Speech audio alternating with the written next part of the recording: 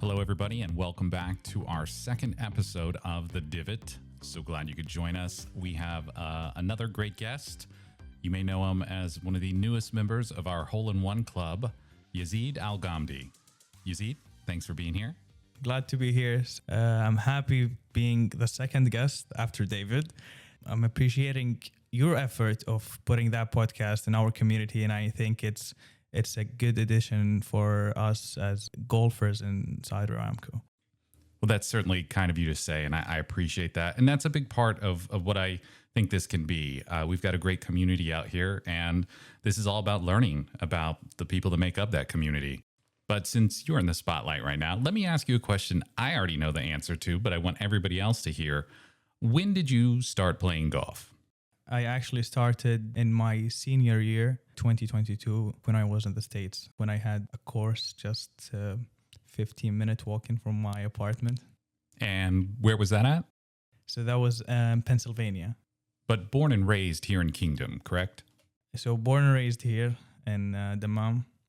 Went for college 2019 when I was 19 years old.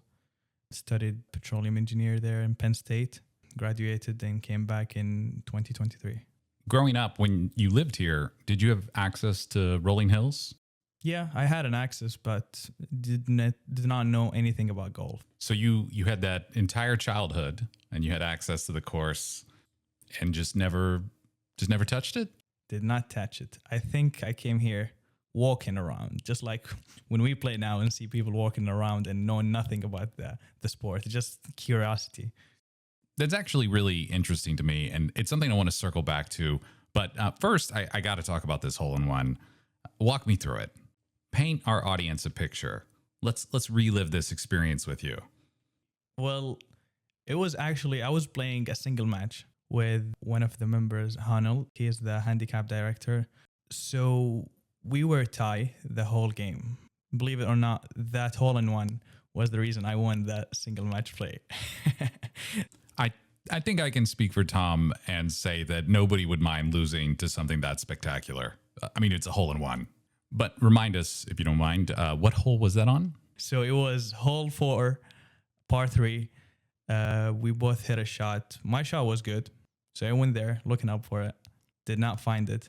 Looked for the bunkers. Nothing. And I went to the hole and I saw something around it, like a divot. And it was a sign that something in the hole.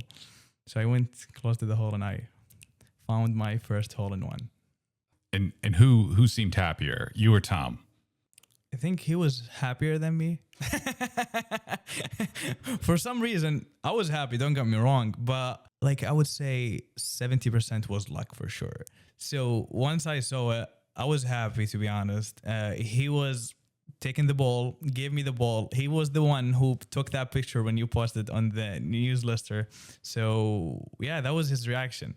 Like it was amazing reaction. I mean, honestly, I get it. If I was there and I had witnessed that, I would be hooting and hollering and making all kinds of noise and making people miss their shots on hole 5. Because what a big deal to be able to see something like that, especially for someone that came to this game 3 years ago. So let me ask you this. What got you into golf in the first place? I think what got me into golf is my curiosity in trying new sports. So I tried a lot of sports. I tried, for example, boxing, jiu-jitsu, CrossFit, name it. So one day I saw that course and I was trying to run around the trial of the course, the car path. So one day I said to my friend, let's go there and just try that sport. Tried it, came the next day alone, tried it again, just loved it. Because it's combining nature, combining sport, like the physical activity, and the mental side of it. So just like 3 things in one game. So maybe you unlocked some secret formula to golf, do all those other sports first. And then you've got the foundation to get your first hole-in-one within, your first 3 years of golf. No big deal. But let's go back to what we were talking about earlier. We've got this amazing resource that's a centerpiece of our community. And yes, like you mentioned earlier, we all see people kind of checking it out, maybe taking a walk around. Why do you think it doesn't necessarily go further than that for a lot of people?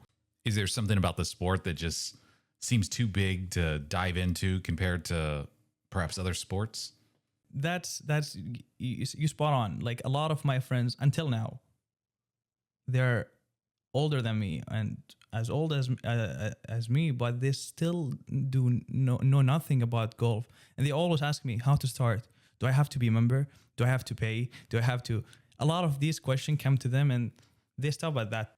Have you noticed anything generationally different that may be happening within golf and some of the younger members of our community where, you have all these social media platforms, video, YouTube shorts, you name it. And there's a lot of golf specific content with millions and millions of views. For our community specifically, do you think any of this, bigger global activity is making it easier to bring people into golf today? If there's an awareness at that age, if I saw a video, young people at my age making it fun for younger people, just like what we see now in YouTube golf. And that's the reason what brings youth people to golf is these fun things. So yeah, it wasn't there, but it is now. So I'm expecting more of younger generations coming to the game of golf, just because of spreading the awareness of that by sharing fun YouTube videos. Well, look, I don't know how fun this particular one is going to be, but you're officially a role model. So feel free to share this and spread the good word of golf to that younger generation that is within our local community. And let's see if we can bring them to the game. And let's put another selling point on there. From your experience, have you found that golf has also proven itself as kind of an organic way to do some professional networking? I mean, 100%. Getting into golf, spending 5 hours in the range, and getting better and start to play with a lot of people gave me a lot of access to know more people, network with huge amount of people. I got a lot of friends just because of golf. So if any of your friends are out there listening that have been interested in playing golf, what might your sales pitch be to them right now, today? So depends on who you are, like how you think. I'm gonna pitch that to you. If you are like that guy who is like trying to figure out things, I'm gonna pitch it that way to you. If you're like chilling and hanging out with friends, I'm gonna pitching it out to you. If you're like competitive, I'm gonna tell you that there is a lot of competitive side in it. So there is a lot of like areas of that game. It's like infinite. What was your handicap when you started? I would say 24, 25. And a little more than 3 years later, what is it? 9.6. And that, Yazeed, is why I wanted you to come on the podcast, because I want people to know that if you put the time in, you put the work in, you absolutely can get the results. Now, beyond our community, golf in Saudi Arabia is becoming bigger and bigger, as I'm sure you know. What are some of the current names that are role models for you? For sure, Athman al-Mulla. He's a good, amazing role model for me. Saud al-Sharif, Faisal, I guess his name. Yeah, there's 5 national players, and there's a huge amount of young Saudis who are in the federations trying to climb to the Saudi national team. So beside the amateurs that I see when I go to Riyadh, for example, and I see them on the driving range. Is there anyone on our local scene that you want to give a shout out to? Perhaps people that you look up to and you look to learn more from? For example, Abu Muhammad Abdul Baqi, he have a short drive, but he's always beating me. He's so good at the short game. Other people are good with long hitting. John, for example, Renee, Ross, those people who came up to my mind. And as you know, golf can be very multi-generational. So I'm curious to see if you've experienced something that I've personally experienced, and I think a lot of people have. Have you ever gotten some sagely advice from perhaps one of our more experienced members that wasn't necessarily about golf? Maybe it just helped you in life, in career, anything. Well, yeah, I got it once from Abdullah Al-Maibid.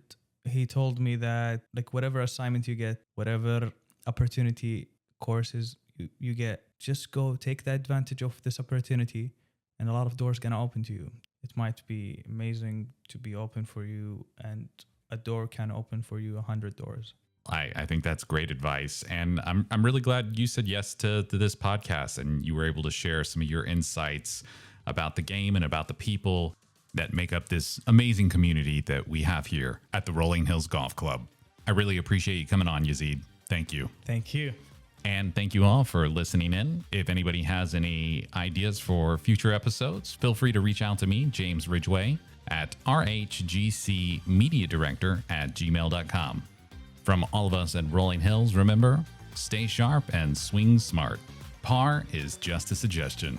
Until next time.